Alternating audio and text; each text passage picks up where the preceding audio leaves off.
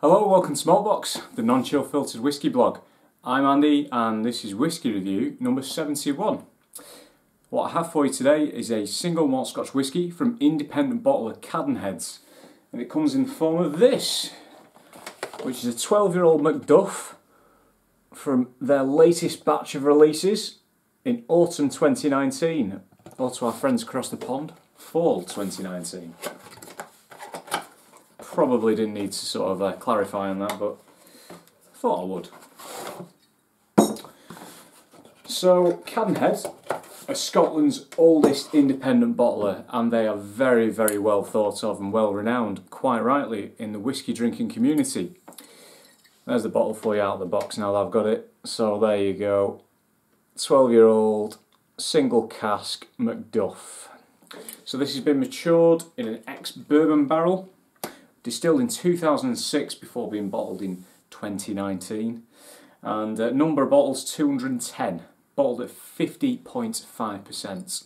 That will get you where you are going at the speed you want to get there. So, oh, that's a toughie. In true Cadenhead fashion, and as you can probably tell from the fact that it's 50.5%, cannot get my words out today. It is non-chill filtered and natural colour. Single cask offering, very natural, hence the authentic collection proposition that you've got there. It is exactly how whisky was intended to be and exactly how they have presented it in turn to us, like like-minded whisky drinking folks.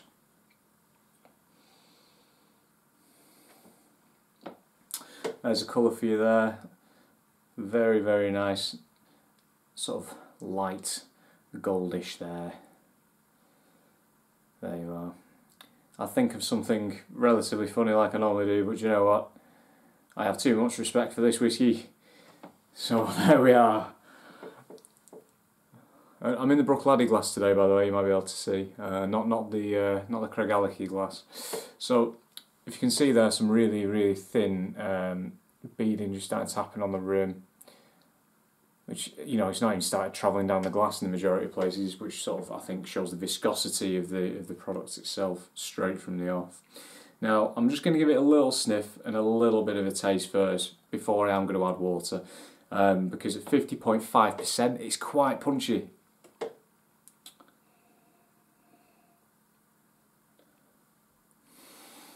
%50.5%. Whew.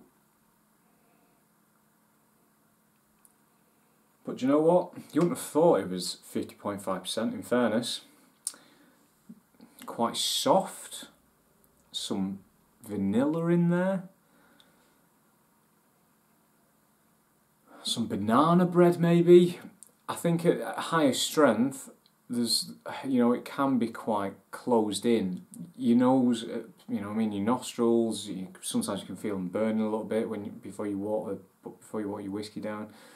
You know, you're getting sort of nose blind effectively because of the strength of the whisky, and you know, like you've got esters just firing at you, just straight up your nose, and you're like, oh, blimey. But this is actually already very well balanced. It's very fresh, very minerally, little taste on the palate, and again, I will be watering this down very, very shortly.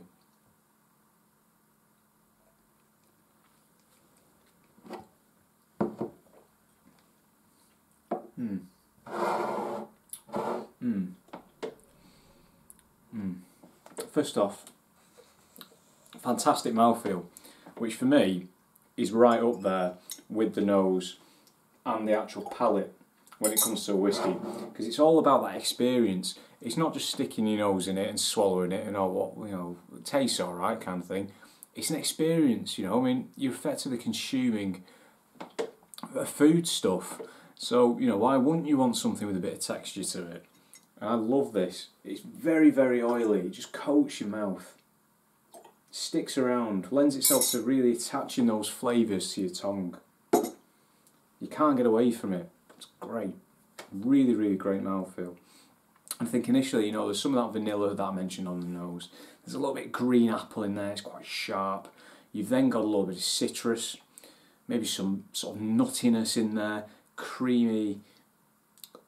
There's kind of some spiciness or herbalistic kind of quality to it. Is herbalistic a word? Maybe you have those in the US. I think they call them dispensaries. So already very, very good vibes. Finish, long, warming, vanilla-y, stone fruits. Very, very good indeed. So you've seen I've just put about 3-ish teaspoons in there. So I'm going to leave that there for a minute just to sort of open up.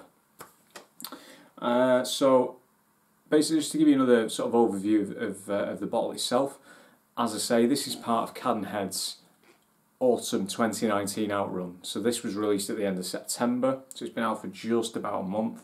I was very fortunate in the sense that my wife was working in Edinburgh for a day, so I called up the guys in the Edinburgh shop just at the bottom of the Royal Mile and was like, come on guys, sort me out, what have you got, tell me what's good, tell me what's hot. And the guy on the phone was very, very good. You know, I mean, they are very experienced, they know what people want, and they know what they're doing. Cadenhead, in case you didn't know, is owned by J&A Mitchell, who own Springbank and Glengyle distilleries. They know what they're doing. It really does show. I've had very, very few Cadenhead bottlings that I haven't necessarily gotten on with. The vast majority that I've purchased or been in bottle shares with in the past have been on point, or as I think as the kids today say, on fleek. Not sure I can quite get away with that, but I'm using it. I'm rolling with it. This sent me back 55 quid. So £55 for a 12-year-old single malt, single cask, natural presentation, only 210 bottles. It's matured in ex-bourbon, which is probably my preferred maturation type, if I'm being brutally honest with you. I do like a good sherry cask every now and then, but I kind of like the consistency that bourbon provides. I like the fact that the casks aren't necessarily quite as overused. I like the freshness in some of them. I quite like the general flavour profile of bourbon. So this was a bit of a win-win. And Macduff, I mean, I cannot remember the last time I tried a Macduff. I have tried a few in my time, including official bottlings, which would have been, if you've seen them, bottled under the name Glendevron, which was a product that they basically released their whiskies under. Now Macduff is actually run by Bacardi. It's a Bacardi-owned distillery. So you know the vast majority in Scotland are owned by Diageo and Pernod Ricard and friends, etc. And Bacardi have got Macduff. So the official bottlings, as I say, you will have seen under the Glendevron brand. So there you go. It's not gone too cloudy. There's a little bit of haze in there. We're kind of now at a bit of a Herefordshire cider haze level. To all those cider fans out there, yes, I Herefordshire, Somerset, big fan as well. Cornish cider, Devon cider, big fan. Normandy cider. I mean, I don't judge. I just drink. I judge the drink. Right, so with that water in there now, it's kind of tamed it a little bit, but it's still actually got so much power to it. It's still got so much to offer already. It's opened it up. It's tamed it in the sense that it's not a full-on assault on the senses, but it's kind of, imagine this kind of like gloopiness, and you've had something that's cut through it and it's divided into all these wonderful little paths.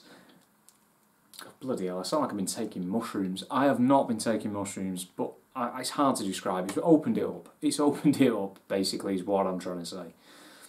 Everyone's going to be commenting on YouTube saying that I'm reporting this video. This guy's on smack. Gingerbread, ginger cake, vanilla, herbs. I mentioned on the nose originally, there's this kind of like minerality to it. I mean, you've got banana bread, which is still in there.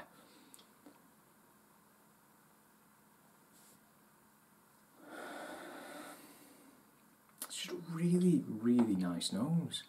There's so much to it. I think this is going to be... I'm going to have to really try and whittle this review down, because this is one of those noses that I think you could just spend 20 minutes, 25 minutes talking about and just picking apart. Every time I put my nose in, there's something new. This is going to sound ridiculous, but hopefully some of you guys can relate to this. But if you've been into a Chinese supermarket, you walk into a Chinese supermarket and there's so many kind of flavours in the air. There's spices that are out in big bags that you can just use a scoop in. You know, there's this very sweet, sticky, sickly kind of, you know, like confectionery and dried goods and tea and everything else that's in the air.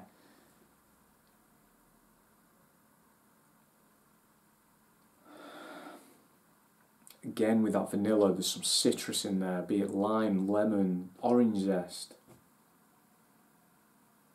Probably a little bit sharper than orange, so probably more of that lime or lemon. Right, I'm going to move on to the palate now, or I'll be here all day.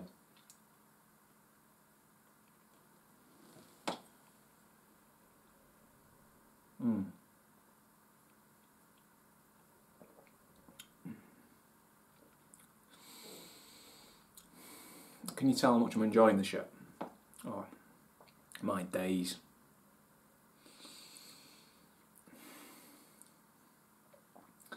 What an experience this is so far, honestly. Peanut brittle, peanut butter. It's got the texture as well. You know, I mean, that mouthfeel is still lovely and thick, even though I've added 3 teaspoons of water to it. It's still thick, it's still oily, it's still coating my mouth, it's still going on. And I'm doing that because that's where I'm sort of getting this finish. There's kind of an exotic fruit note in there. Pineapple, maybe. Still a little bit of ginger. Still a little bit of ginger. Vanilla. I know I've already said peanut in 2 various guises, but combine that with the oiliness, and when you're frying in a wok and you use peanut oil and you sort of inhale some of it, and you've got your egg noodles covered in that lovely thick peanut oiliness. Got that in there. It's bizarre but lovely. Really, really good. I'm just looking at a couple of like notes that I actually made on this the other day, and since then, obviously, as you can see, there's a bit of air in there, and it's changed slightly, which is, you know, it happens, and it's not a bad thing. There's a lot more fruitiness in it than there was. There's green gauge in there. If you know what green gauge is, it's basically a type of plum, a really nice, very fresh, green, slightly tart plum. It's very autumnal. Autumnal meets spring, 2 complete opposite sides of the seasonal calendar. It's got a freshness, but it's still got that kind of depth and warmth and richness that you want later in the year. Whereas, as I say, it's got the kind of freshness and sort of tartness in a way that you sort of associate with the fresher season, like spring.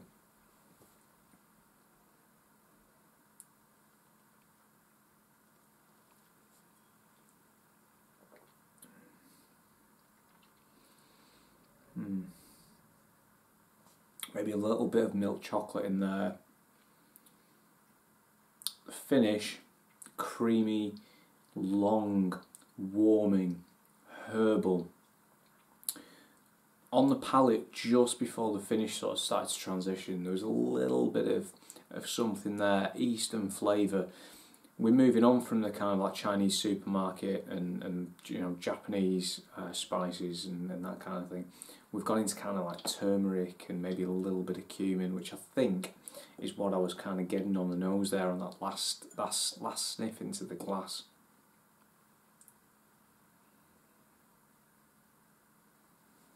Yeah, I'll run with that. I'll run with that. Right. Do you know what? That right there is a fantastic whiskey. Genuinely, that is a fantastic whiskey, and I urge you to check out Cadenheads. If you don't buy this one, fair enough. I'm not here to tell you what to buy. I'm just giving you my views and what I think of things that I have and I like to pick up. I wouldn't want to encourage anybody to buy a bottle and then spend 55 quid of their hard-earned money and turn around and say to me, Andy, I didn't like it. We all have different tastes, but for me this is phenomenal. Macduff is not a distillery I would actively seek out, if I'm honest. I don't have any prejudice against it. It's something that I've tried in the past, again in the form of Glendeverant. I have had a couple of independent bottlings of Macduff before. They didn't really float my boat. This one, on the other hand, is a game changer for me. That is absolutely phenomenal. Really, really good. This is usually the point where I'll give it a score. Now, I've already called it phenomenal and various other things, so just to give you a heads up, there are going to be changes to the scoring system. At the moment I operate a 100-point system, as do the majority of whisky blogs and vlogs. I'm actually going to change that up a little bit, and you will see that in the next review.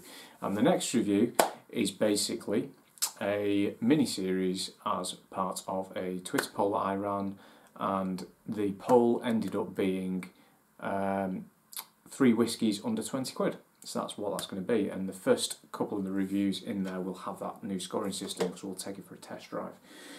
Going back to this, 55 quid, you cannot go wrong. Sounds like a lot of money. It's really not. You're getting a lot of bang for buck here. This is fantastic whisky.